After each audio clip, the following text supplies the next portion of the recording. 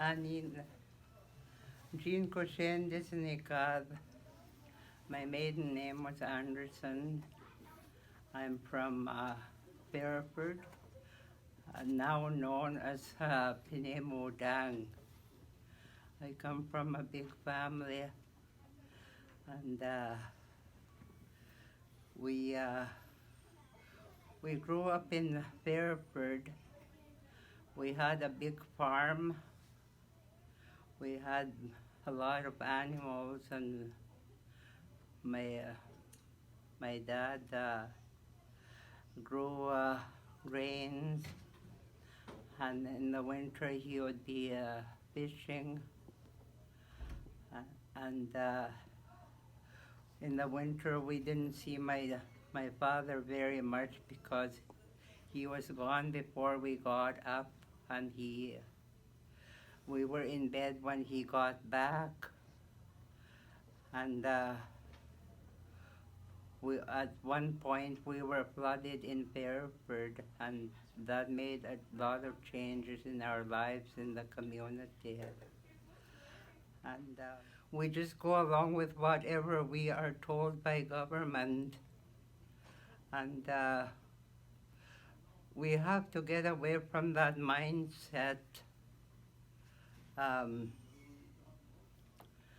And it almost appears like we're going back instead of forward.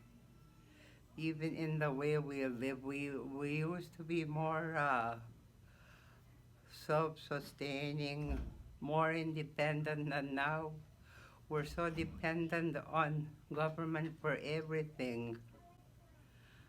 And we have to try and move away from that, especially the young people. And we have to focus more on young people, and they're not being given enough responsibility at home. The young people, all of them are just holding their cell phones and getting into trouble through the cell phone. And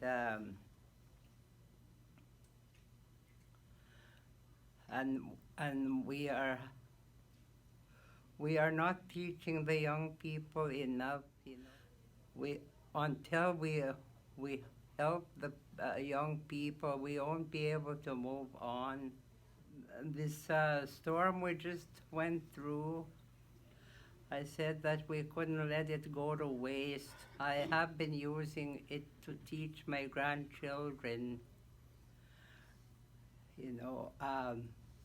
I gave them plastic bags to go and fill them up with snow so we can melt the snow and use it to flush the toilets. And I told them when we were children, my mother had white cotton bags, and she would tell us to go and fill them with snow, and she would melt the snow and do the laundry.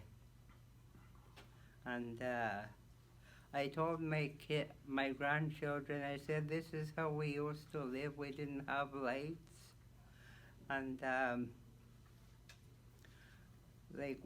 we didn't even have flashlights, but they were using cell phones to light up the rooms in the house. So what happens? They only last a few hours.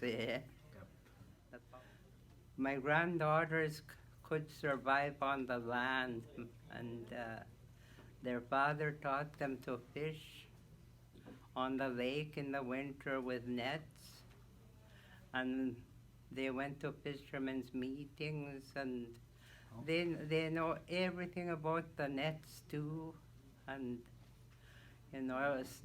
snaring rabbits, and like fishing in the summer with a rod, and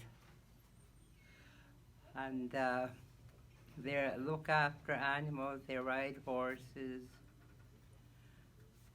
They could survive. I was a farmer myself, on a ranch, my sisters and I. And we did everything, gardening, which nobody really does now.